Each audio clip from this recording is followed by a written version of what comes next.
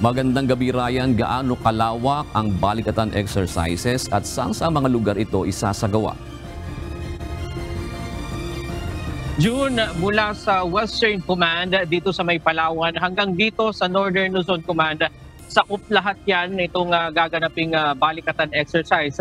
Maraming mga lugar, scattered yung mga lugar kung saan isasagawa yung mga pagsasanay at yung mga ibang lugar ay hindi na for media, hindi na i-disclose sa media yung ibang mga lugar. Pero particular dyan sa Palawan, maraming mga activities dyan. Ganon din dito sa May Zambales, may activities din dyan.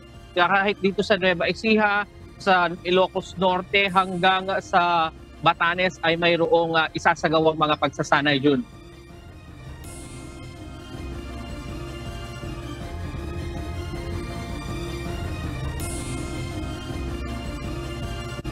Andila ng balikatan, udyat na opisyal na pagsisimula ng balikatan exercise ngayong taon. Ito na ang pang-39 na edisyon ng taunang bilateral military exercise sa pagitan ng Armed Forces of the Philippines at US military personnel, alinsunod sa Mutual Defense Treaty at Visiting Forces Agreement na nilagdaan noong 1998. As the Chief of Staff of the Armed Forces of the Philippines, I officially declare the Philippines-United States Exercise Balikatan 39-2024 open effective today. Ngayong taon ang isa sa pinakamalaking balikatan exercise na lalahukan ng 16,000 sundalong Pilipino at Amerikano. Ayon kay AFP Chief of Staff General Romeo Browner Jr., ang balikatan ngayong taon ay patunay ng patuloy na pagsisikap na mapalakas ang kooperasyon, dedikasyon at magkakasamang layunin na mapalakas ang interoperability sa pagitan ng mga tropa ng dalawang bansa. It is not a partnership of convenience, but rather a clear reflection of our shared history, unwavering commitment to democracy, and respect for international law in our pursuit of peace and security in the Indo-Pacific region. Aniya, kasama ang mga bansang may kaparehas na layunin ay maitaguyod ang kapayapaan at maunlad na Indo-Pacific region. Bukod sa US military at AFP, kasama rin sa pagsasanay ang 150 personnel ng Australian Defence Force. At sa unang pagkakataon ay lalahok ang French Navy na may 100 contingent, ang Special Action Force ng Philippine National Police at ang 6 na barko ng Philippine Coast Guard at kanilang Special Operation Force. 14 na bansa naman ang magsisilbing observer ngayong taon. Ito ay ang Japan, South Korea, India, Canada, United Kingdom, France, Thailand, Singapore, Vietnam, Indonesia, Brunei, Malaysia, Germany at New Zealand. Kabilang sa mga aktibidad ay multilateral maritime exercise na sa unang pagkakataon ay idaraos sa labas ng territorial waters ng bansa. But it's not really addressed to any aggressors.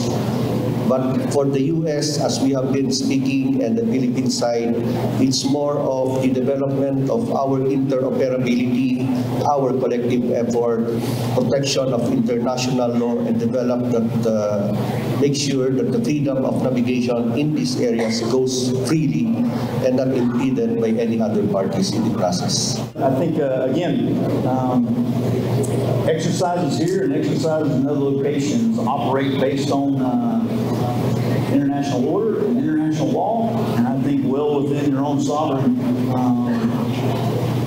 rights and responsibilities. We're conducting exercises that are normal. Pero dahil malapit sa lugar ang mga itinayong istruktura ng China, inaasahan na ng AFP ang posibilidad na may umaligid na mga barko ng China abang nagsasagawa ng pagsasanay sa bahagi ng West Philippine Sea.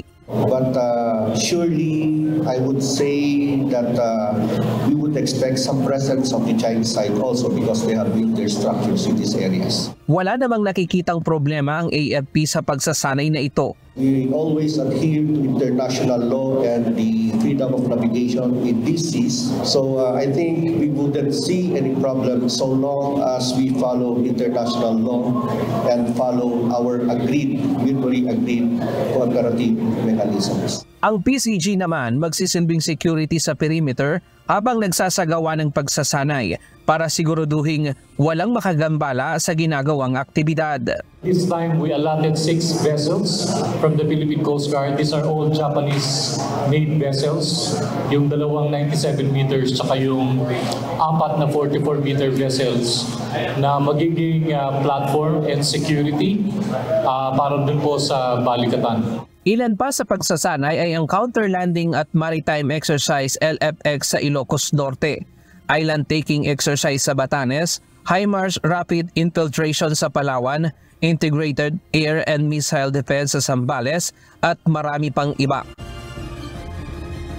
June sa May 10, inaasahang magtatapos itong Balikatan 2024. Diyan muna ang latest mula dito sa Quezon City. Balik sa'yo, June. Ryan, kung ikukumpara sa mga nakalipas na balikatan exercises, gaano ito kalaki, Ryan, kung ikukumpara mo sa mga nakalipas? Diyan kung sa bilang, hindi ito yung pinakamalaki. Pangalawa lang ito sa pinakamalaki. Dahil nung nakaraan taon, nasa 70,000 yung mga contingent. Pero ngayon, mas marami yung mga observer. Nasa 14 yung mga observer ngayon. At mas marami rin mga bagong mga kasama dito sa balikatan na ito. Kasama na nga dyan yung French at saka itong kahit dito sa atin yung mga local natin dito gaya ng PNP, yung Special Action Force ng PNP kasama dyan at ito nga ang PCG. Kaya mas marami ang involved dito na mga bago dito sa ating gaganaping balikatan exercise. Pero sa mga activities ba, Ryan, mas kumbaga mas malawak yung gagawin nila, mas maraming activities at meron din bang mga live fire exercise na gagawin dito? Oo, tama June, may mga live fire exercise din na gaganapin dyan.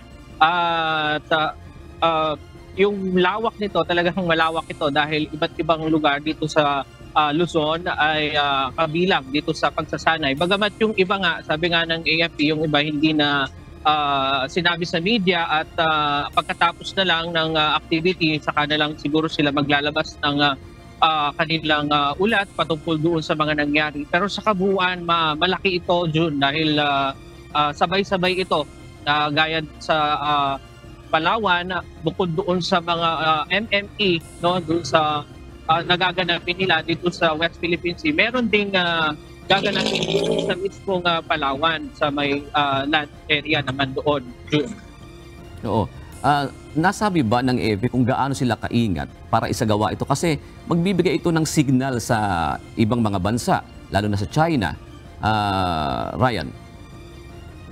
Yun nga yung paulit-ulit na sinasabi ng AFP. Itong balikatan exercise naman na ito ay hindi naman ito ngayon lang ginawa, kundi taon-taon at mag-aapat na dekada na nga ito na taon-taon na ginagawa itong Pilipinas at US na pagsasagawa ng pagsasanay. Kaya lang na-highlights lang ngayon ito dahil itong West Philippine Sea, dahil nga doon sa issue natin dyan. Kaya laging ang tanong lagi sa AFP kung meron itong kinalaman dito sa issue sa West Philippine Sea, at paulit-ulit naman sinasabi ng AFP na wala itong kinalaman doon dahil ito ay tauna na nating ginagawa. Alright, maraming salamat, Ryan Lacanlale.